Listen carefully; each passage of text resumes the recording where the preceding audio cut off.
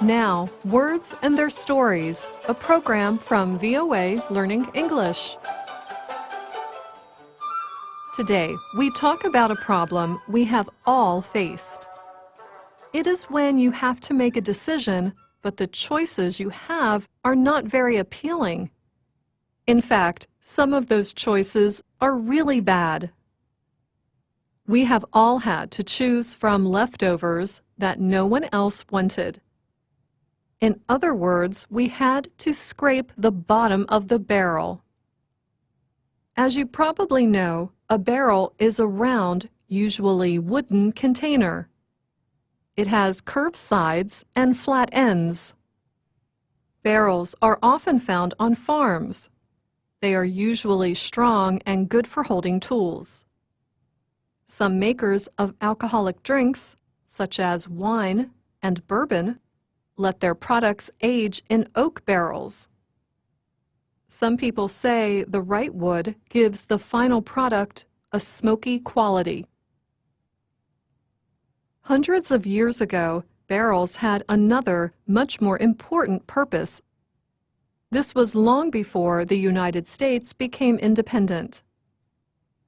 Before then, people often stored preserved food in barrels and then put the barrels in cold rooms. This would keep the food from going bad. A professor at the University of Connecticut studied this custom. D.M. Kinsman's report is called Meat Preparation and Preservation in Colonial America. Kinsman writes that many colonial families got through cold winters by keeping their meat supplies in a barrel filled with salted water or brine. Then they kept the barrel in a cold room. He added that the salted meat barrel and the icy chilliness of winter cold rooms saw many a northern colonial family through what might otherwise have been a disastrous year. Over time, as people ate from the barrel, the food stored would slowly disappear. Finally, when supplies were nearly gone, hungry people had to take whatever they could find from the bottom of the barrel. This was probably the worst food available. And this is where the expression to scrape the bottom of the barrel comes from. You can also simply say the bottom of the barrel. When you have used up all the good choices, you have hit the bottom of the barrel. So, hitting the bottom of the barrel means you will probably have to settle for a less desirable option. You are choosing something simply as a last resort. When nothing else is available or works, we simply choose the last resort. These are all great ways to describe times when your choices are less than perfect. Now let's hear how to use these expressions in a conversation. Two friends are on vacation. They have gone to a quiet seaside town for a week. However, the clouds are moving in. Let's listen as they discuss their options for some quiet reading time indoors. You can also learn some useful beach terms.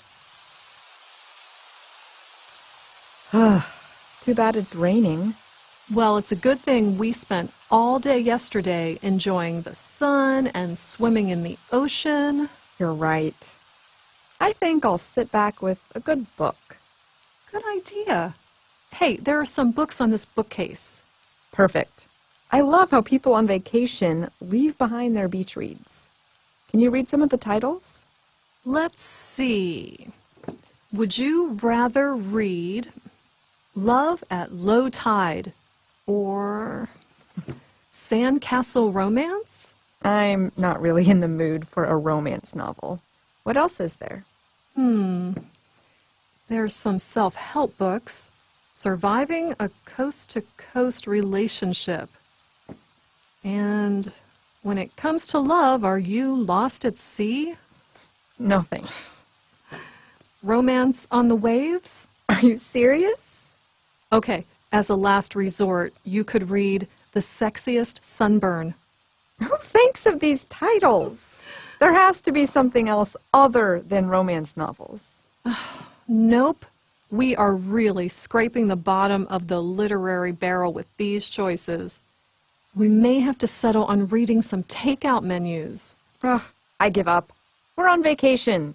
Hand me Romance on the Waves. If we've reached the bottom of the barrel, I might as well enjoy it. What about you? I wasn't kidding about reading the takeout menus. I'll find us something good for dinner. And that's Words and Their Stories. When you listen to our programs, we really hope you don't feel as if you're scraping the bottom of the barrel. I'm Ana Mateo. Do you have a similar expression that means scraping the bottom of the barrel in your language? Let us know in the comments section.